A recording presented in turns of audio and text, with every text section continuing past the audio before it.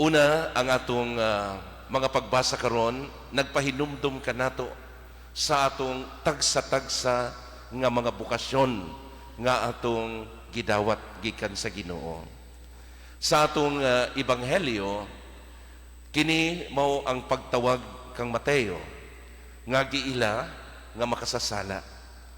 O kini gitawag siya gikan sa lugar diin siya sa kanunay makahimo sa iyang mga kasaypanan.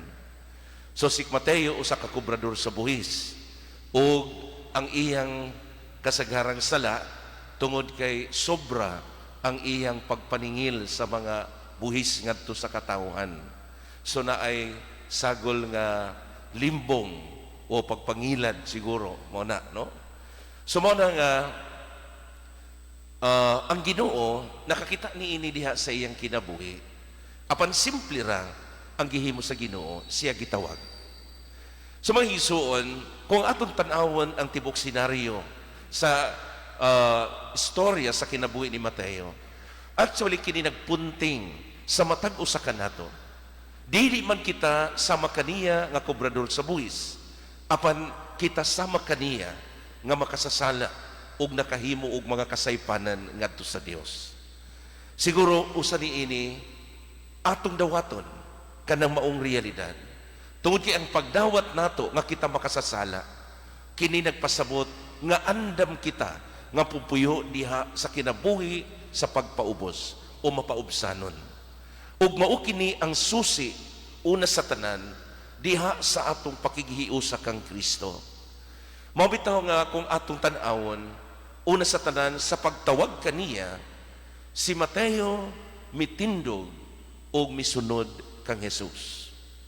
Wala siya masayang kung unsa man ang iyang kinabuhi, kung unsa man ang mga bahandi nga iyang gikuptan.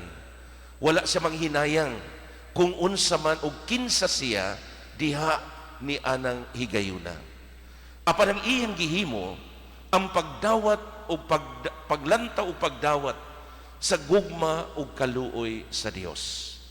So mga igsuon, maanindot nga pamalandungan nato ang tubag ni Mateo diha sa tawag sa Ginoo. Kay akong usbon, kitang tanan gitawag sa nagkalain-laing bukasyon sa kinabuhi.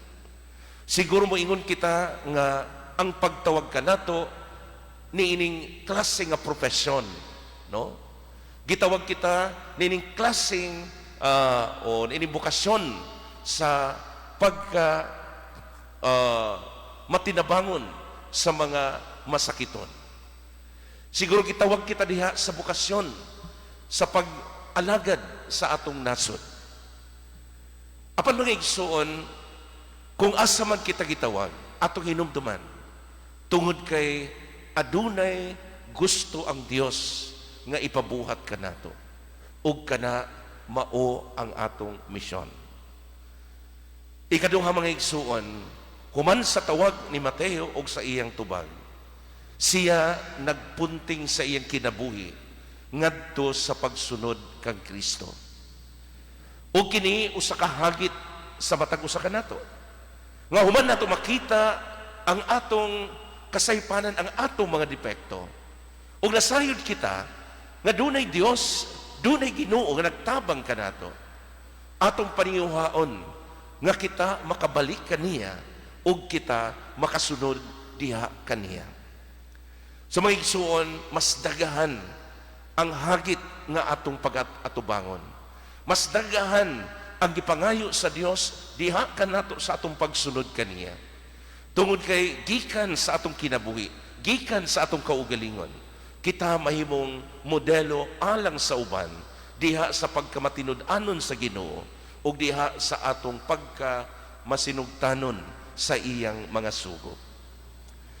Ikatulo mga igsuon, sa atong simpleng kinabuhi, kita makatabang sa uban. Siguro si Kristo nagpahinumdum kanato sa iyang gisulti ngadto sa mga Pariseo nga nagyaw-yaw, no? Kay nganong ang ilang magtutudlo, nganong si Jesus nakigsaluman sa mga kubrador sa buhis or simply nganong nakigsaluman, nakiguban man sa mga makasasala. Unsay tubag ni Jesus, ang mga those who are well do not need a doctor, but the sick do. Learn to know that I desire mercy, not sacrifice. I did not call the righteous, but sinners.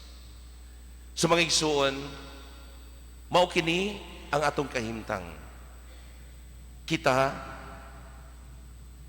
adunay mga balatian o gitawag kita aron kita ayuhon sa Ginoo. Kita ang nanginahanglan og tinuod nga doktor og walay lain ang atong Ginoo. Si Kristo nagahatag kanato dili lang o wala siya mangayo kanato sa mga sakripisyo, apan ang iyang gihatag kanato ang iyang kaluoy. Gitawag kita dili tungod kay kita matarong na, gitawag kita tungod kay kita makasasala og nanginahanglan sa iyang panabang. Mga igsoon ko diha ni Kristo, ang susi nining tanan aron kini mahimong grasya alang kanato, mao ang atong pagkamapausanon. Atong tan-awon si Mateo, sa pagtawag kaniya, nakadungog siya niya ng maong tawag, mitindog ug mibiya sa iyang opisina ug misunod kang Kristo. Manindot nga mutindog kita, mubiya kita sa atong pagkamakasasala ug mosunod kita kang Kristo. Amen.